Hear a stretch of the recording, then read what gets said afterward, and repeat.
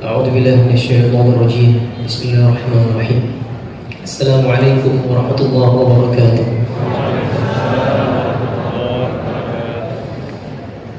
Sudah buka puasa? Sudah. Nantinya harusnya jawab salamnya lebih semangat lagi. Assalamualaikum warahmatullahi wabarakatuh.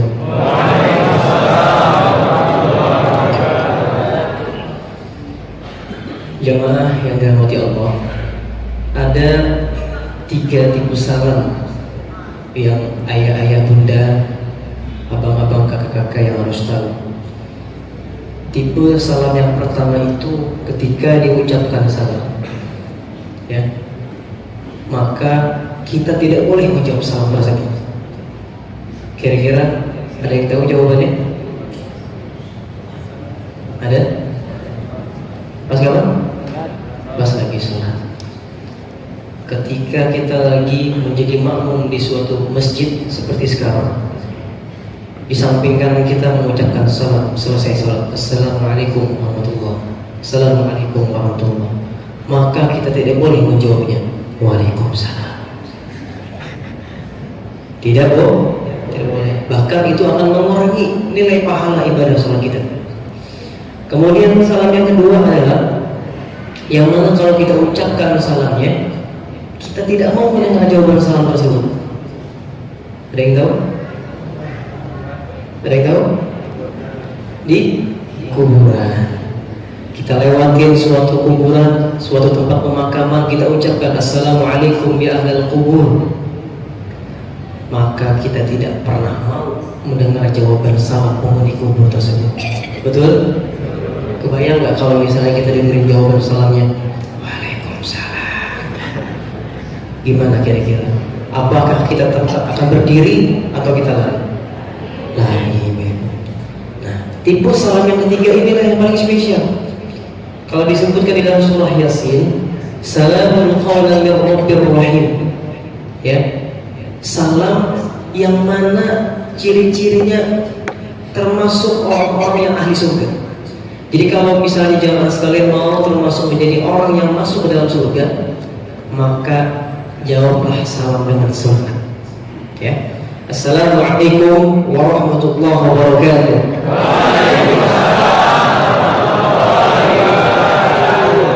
Masya Allah. Alhamdulillah wassalatu wassalamu ala rasulillah. Rabbi shrah li sadri wa yassir li amri wahlul 'uqdatam min lisani yafqahu qawli. Subhanaka la ilma lana illa ma 'allamtana innaka antal alimul hakim. Amma ba'du, jamaah Masjid Al-Hakim yang insyaallah dimuliakan Allah Subhanahu wa taala.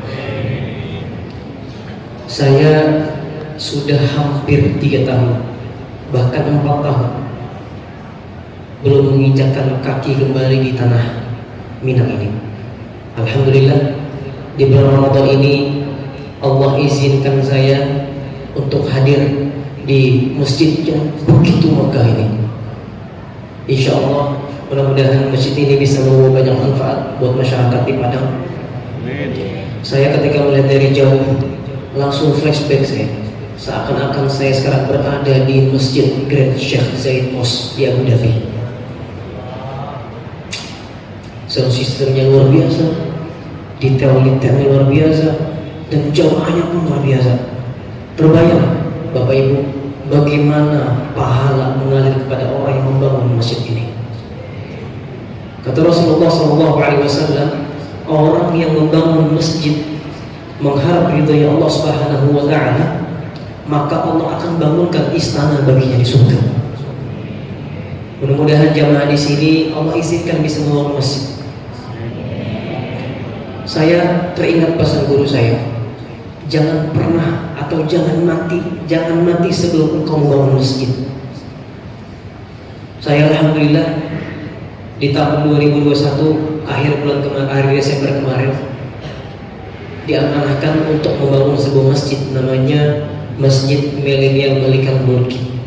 Akan dibangun di Bogor dan termasuk juga akan dibangun kawasan pondok penghafal Quran yang akan kita didik mereka untuk menghafal Quran, dan kita kader mereka untuk bisa menirukan suara imam-imam Timur Tengah sampai 40 suara imam Timur Tengah. Jadi ketika mereka lulus mendapatkan sanad Al-Quran, mereka kita utus ke masjid-masjid di seluruh Indonesia, bahkan di seluruh dunia. Agar apa? Agar menjadi imam yang betul-betul menikmati bacaan Qurannya. Dan jamaah pun akan senang insya Allah. Jadi saya minta doanya kepada jamaah ayah bunda, mudah-mudahan tahun ini bisa terrealisasi. Masjid Milenial Malikan Mulki, masjid yang notabene bukan hanya untuk sebagai tempat sholat, tapi masjid menjadi solusi untuk umat.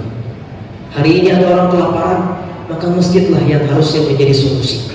Hari ini ada orang yang tidak punya tempat tinggal, ada orang musafir yang perjalanan jauh, yang dia tidak punya uang untuk menginap di suatu penginapan, maka masjidlah yang harus menjadi solusi buat mereka. Hari ini kalau ada orang yang kelaparan, tidak makan, masjidlah yang menjadi tempat solusi mereka, memberi mereka makan. Namanya 3M, yaitu masjid makan-makan. Masjid yang ramah anak-anak.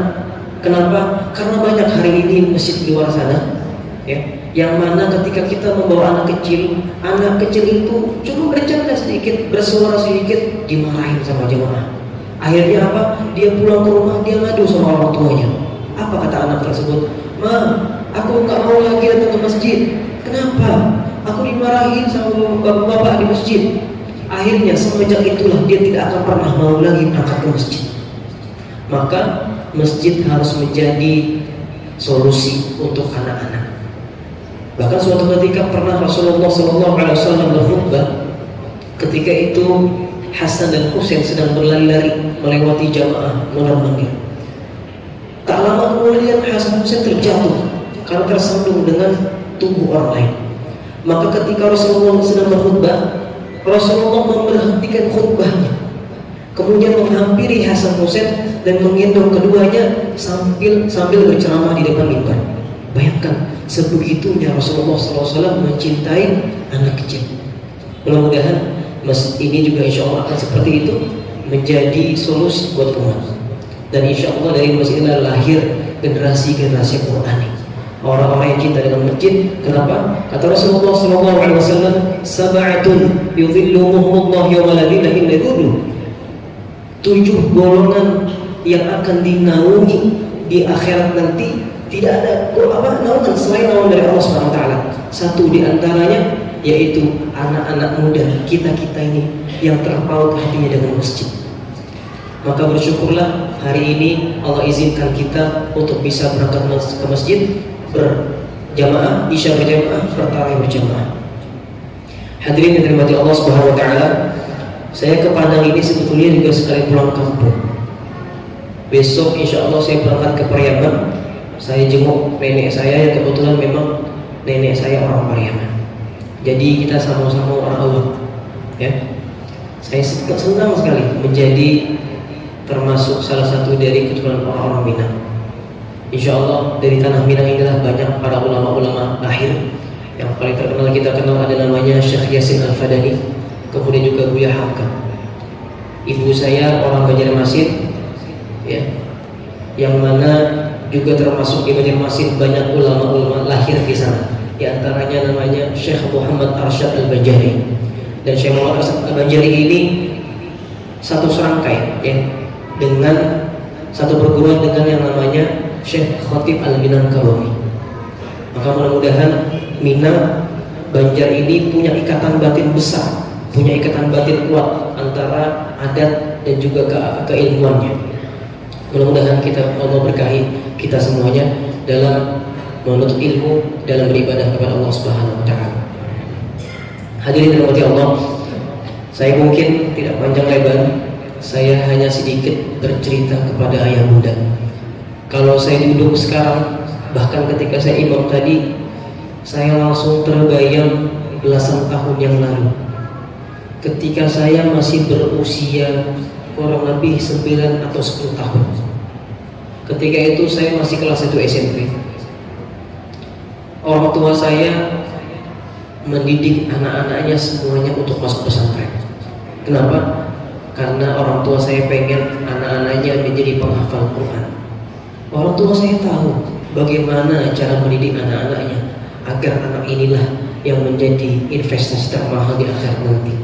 Karena satu anak yang dia menghafal Quran, maka kata Rasulullah SAW, anak inilah yang kelak bisa memberikan 10 syafaat kepada keluarganya yang telah ditetapkan masuk dalam neraka. Saya punya 3 adik, saya berempat bersaudara, saya anak pertama. Saya dikirim ke pesantren menghafal Quran, usia 16 tahun selesai dengan atas izin Allah SWT 30 juz. Adik saya nomor 2 namanya Muhammad Al-Fatih. Anak ani ini dari bayi sudah kena penyakit stroke, kejang-kejang. Diantar ke rumah sakit kemana saja, hampir semua rumah sakit di Banjarmasin sudah pernah dicoba sama dia. Obat tak mampu membuat dia sembuh. Rupanya yang membuat dia sembuh dengan penyakitnya yaitu baca Al-Quran dibacakan di telinganya. Apa kata Allah Subhanahu wa taala? Wa nunazzilu minal Qur'ani ma huwa syifaa'un wa rahmatul lil mu'minin. Ternyata Quran itu Bapak-bapak bukan hanya sebagai hudan lil muttaqin, bukan hanya sebagai petunjuk bagi orang-orang yang bertakwa, tapi Quran itu kalau kita yakini, kita percaya betul, Quran bisa menjadi obat segala macam penyakit. Obat penyakit hati orang yang galau, obat hati orang sakit yang mana dia ditinggal lagi sayang-sayangnya sama calon suaminya. Pasti banyak di sini jomblo-jomblo yang merasakan itu. Kuncinya apa? Back to Al-Quran. Maka Quranlah yang akan menyembuhkan hati kita. Maka atas izin Allah, ketika anak ini sembuh, rupanya Quran merubah kehidupannya. Dokter akan memvonis bahwasanya anak ini sembuh, mungkin dia lahir atau hidup kurang normal seperti anak pada umumnya, tapi Quran merubah kehidupannya. Apa yang terjadi? Ketika saya masuk kelas 1 SMP, saya hafal Quran 5 juz. Adik saya Muhammad Al-Fatih ini termotivasi, bilang sama orang tua, Umi, Abi, Fatih juga pengen masuk pesantren seperti abang, agar Fatih juga bisa menghafal Quran. Maka diberangkatkan sama orang tua saya ke pesantren, dan pesantrennya pun jauh dari rumah, jaraknya ribuan kilometer. Orang tua saya di Banjarmasin, anak itu justru pengen nyantri di tanah Jawa. Berangkat dia ke Jawa. Apa kata orang-orang di sekitar, di keluarga, ngomong seperti ini, tega betul ya orang tua ini, tega betul ya bapak ini sama ibu ini mendidik anaknya, nyuruh anaknya nyantri di tanah Jawa sana, sedangkan anaknya sakit. Apa kata umi saya? Saya serahkan semuanya kepada Allah Subhanahu wa taala. Anak inilah yang akan dijaga langsung sama Allah Subhanahu wa taala. Apa yang terjadi ayah bunda? Ketika dia naik kelas 1 SMP, naik kelas 2 SMP, kelas 3 SMP, rupanya anak inilah yang dari awal sampai akhir lulus tidak pernah dia minta untuk pindah dari pesantren. Bahkan ketika dia lulus dari pesantren tersebut, dia dijadikan, dinobatkan sebagai santri teladan, yaitu santri yang ketika azan berkumandang sebelum 30 menit dia sudah standby duduk di belakang tempat imam. Dia yang azan, ketika nggak ada imam, dia yang imam. Suaranya pun luar biasa indah.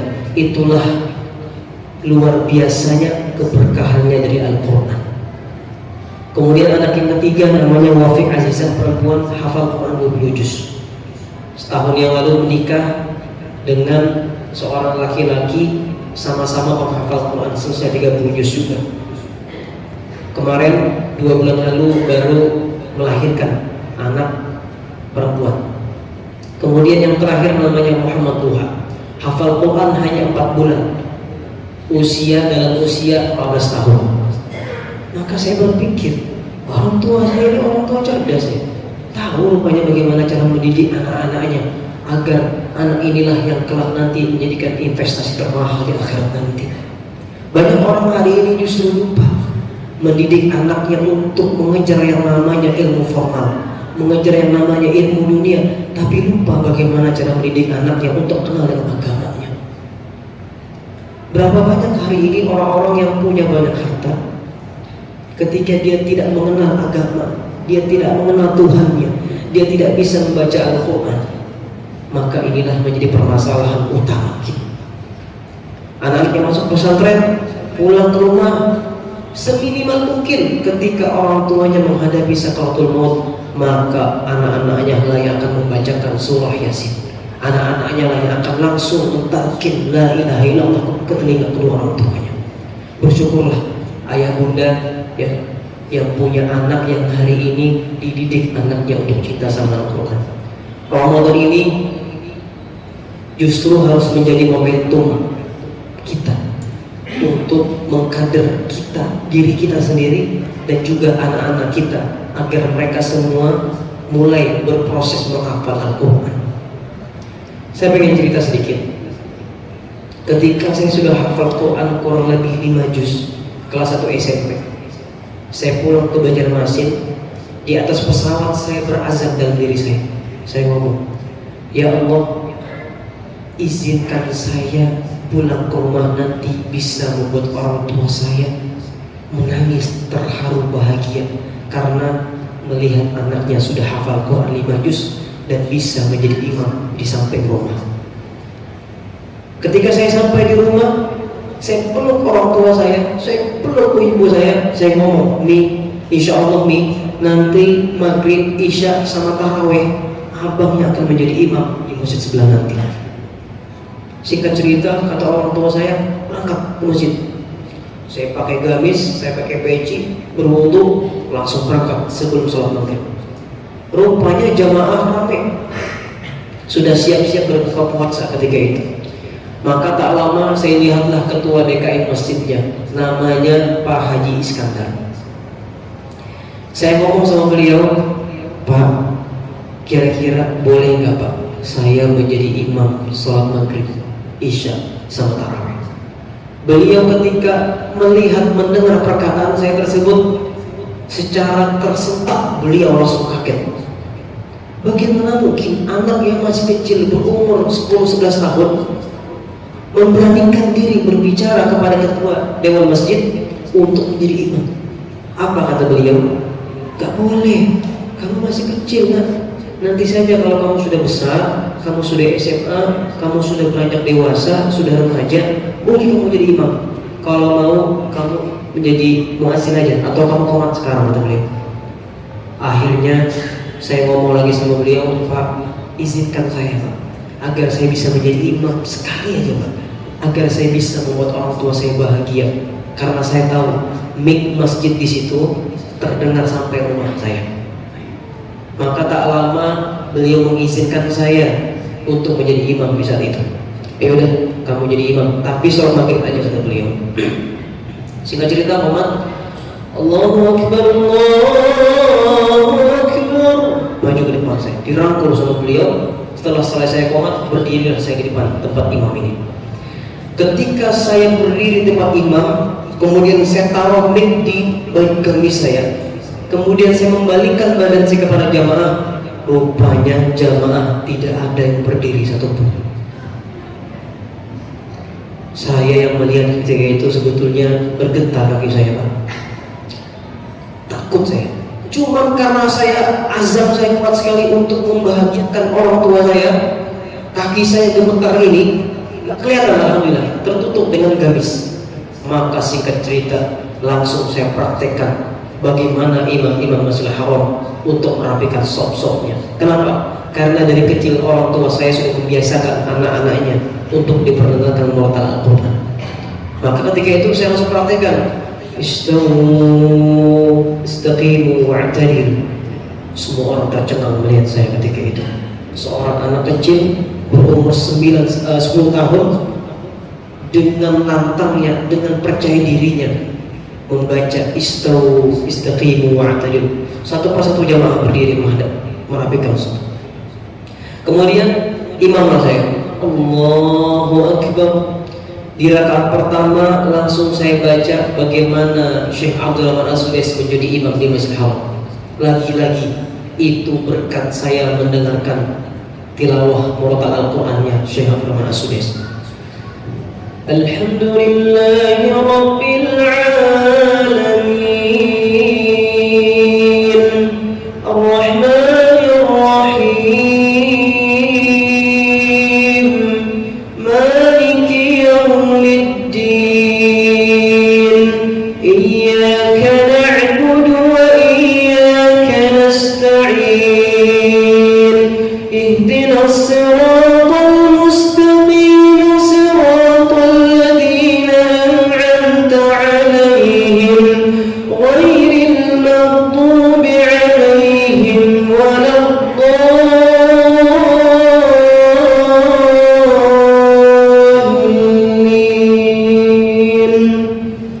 Ketika saya menyelesaikan bacaan surah Al-Fatihah, saya dengar suara amin sayup-sayup. Kok makin ramai jamaah ini ya? Akhirnya ketika selesai amin, langsunglah saya baca juz 2 1 halaman setengah sholat maghrib. Kebayang Bapak Ibu, satu rakaat itu kurang lebih 10 sampai 15 menit. Akhirnya selesai rakaat pertama, naik rakaat kedua, saya gantilah iramanya Syekh Mahir Al-Mu'aqli. Alhamdulillahi Rabbil Alamin Ar-Rahmanir Rahim. Sampai selesai waladhdallin, rupanya aminnya makin banyak.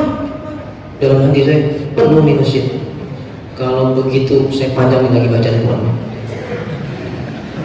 Akhirnya di rakaat kedua saya tambah 1,5 halaman. Jadi sholat maghrib itu kurang lebih 3 halaman. Maka sholat maghrib tadi saya nggak berani panjang-panjang, Pak. Saya bacanya inna atoina, bacanya di Ilafi Quraisy, gitu-gitu. Kenapa? Saya pengalaman dulu ketika saya baca sampai 3 halaman, betul-betul saya merasakan bersalah betul ketika itu. Kenapa? Orang buka puasa baru minum air putih sama kurma. Tapi dalam hati saya juga sakit hati, Bapak Ibu. Kenapa? Karena ketika saya berdiri pada imam pertama kali, gak ada yang berdiri. Akhirnya saya keluarlah jurusnya tadi, istaqimu adil, baru berdiri. Dalam hati ketika saya membaca panjang bacaan ayat Qurannya, rasakan itu jemaah. Selesai sholat, saya salam. Biasanya kalau imam itu selesai sholat itu kan menghadap ke jamaah. Saya nggak berani. Saya menghadap ke depan aja, berzikir aja, astagfirullahaladzim, sampai berdoa di depan, menghadap ke depan aja, menghadap kiblat. Selesai saya doa, saya sholat sunnah. Sholat sunnah pun di tempat imam. Nggak berani saya menghadap ke belakang jamaah. Selesai sholat sunnah, saya salam. Saya lihat kok jamaahnya belum pada pulang, saya bilang. Betul Pak, rupanya Pak. Setelah saya tengok ke belakang, gak ada yang pulang satupun. Dalam hati, berbahaya saya ini. Pulang-pulang saya bisa di demo sama jamaah, saya bilang. Karena saya pernah suatu ketika Pak mendengar ada suatu imam, ya imam, dia baca Al-Quran. Imam bacanya surah Ar-Rahman. Ar-Rahman 'allamal Quran. Ketika imam tersebut membaca surah Ar-Rahman, nggak tahu kenapa ibu-ibu di belakang serentak. Serentak Pak, kayak janjian gitu. Rupanya pas selesai dia imam, ditanya sama ustaznya, ibu-ibu, tadi pas saya baca surah Ar-Rahman, kenapa ibu-ibu pada semua? Apakah karena makan gorengan? Enggak Ustaz. Apakah karena tadi nggak minum? Enggak Ustaz. Apakah karena saya baca Ar-Rahman kepanjangan? Diam semua. Betul banyak jamaah itu kebanyakan nggak suka bacaannya panjang-panjang, kecuali mungkin imam-imam yang bacanya enak-enak. Mudah-mudahan nanti dari masjid ini lahirlah para imam-imam yang bisa menjadi generasi-generasi penuh imam di masjid-masjid yang lain, insya Allah. Maka setelah itu, setelah selesai sunnah, saya berpikir, ya Allah, saya pun juga belum makan, saya bilang ini. Baru saya minum air putih sama kurma. Sedangkan waktu sholat isya tinggal menunjukkan waktu 12 menit lagi. Saya nggak pulang, berbahaya perut saya. Saya pulang, lebih berbahaya lagi. Kenapa? Karena pasti saya akan dijegat sama jemaah. Singkat cerita, saya pikir-pikir mana yang lebih urgensi. Rupanya perut saya lebih urgensi. Ya sudah, saya mau berani berdiri menghadap ke jemaah. Betul Bapak Ibu, jamaah tidak ada yang pulang. Semua mata melihat ke saya. Bahkan ada seorang bapak-bapak lansia sambil megang kaki, sambil menatap mata saya. Isyarat kalau dia mungkin kelamaan berdiri mendengarkan bacaan Quran saya.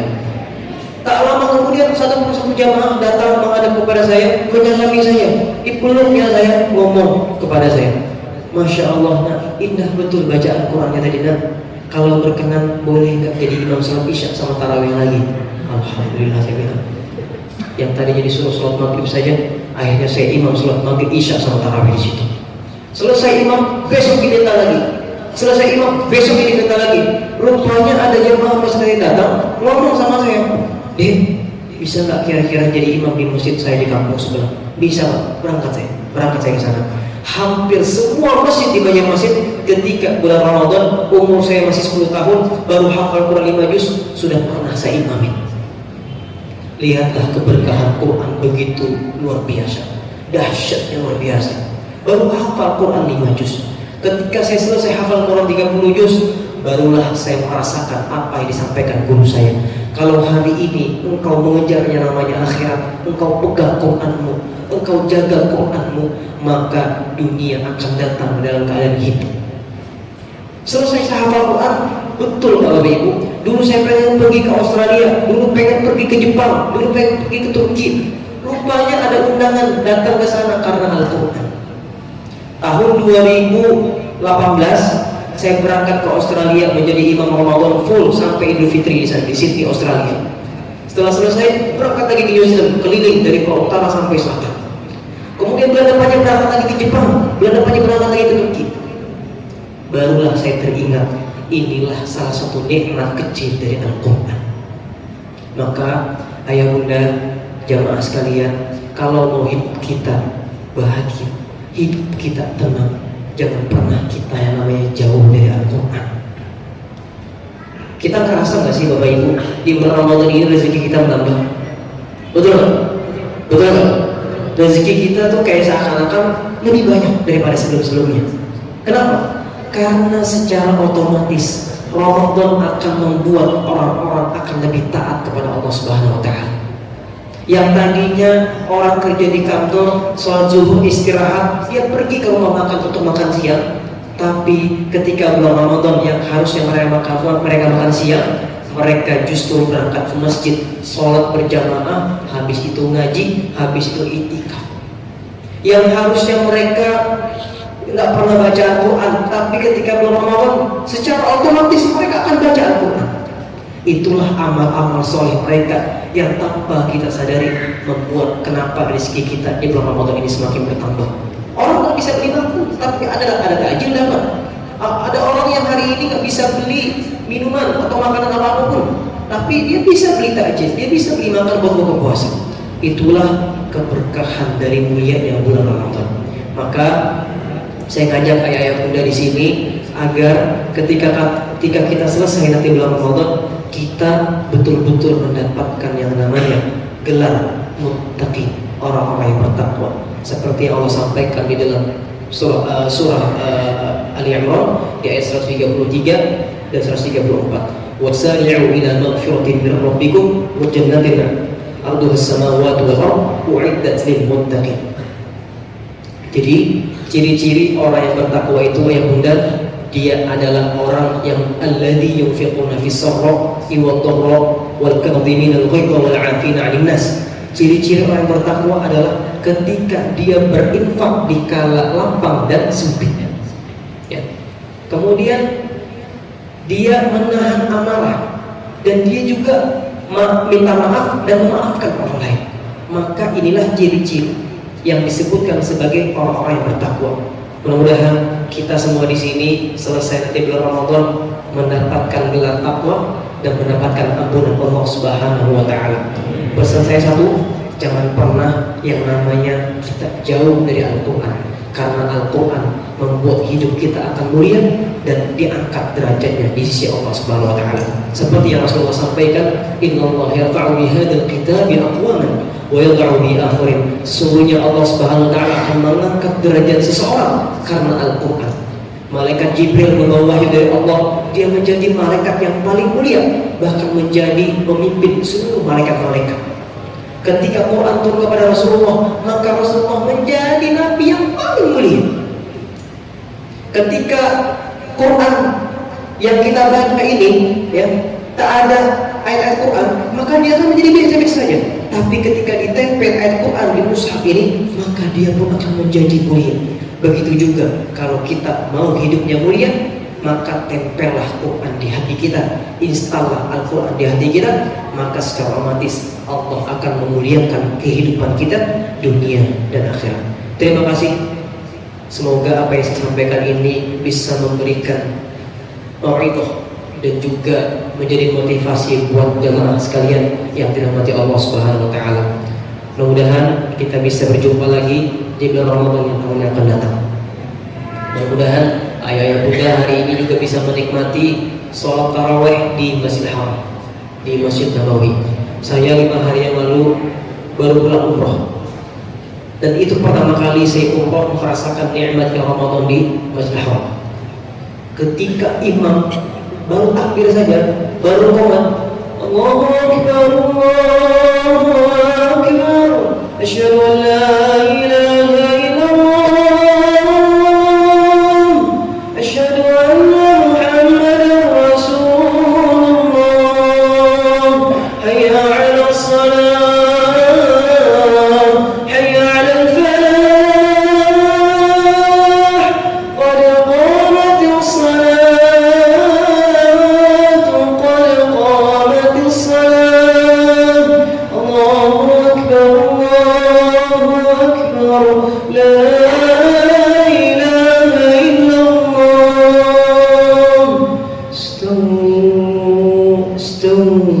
أقيموا صفوفكم واعتدلوا الله أكبر الله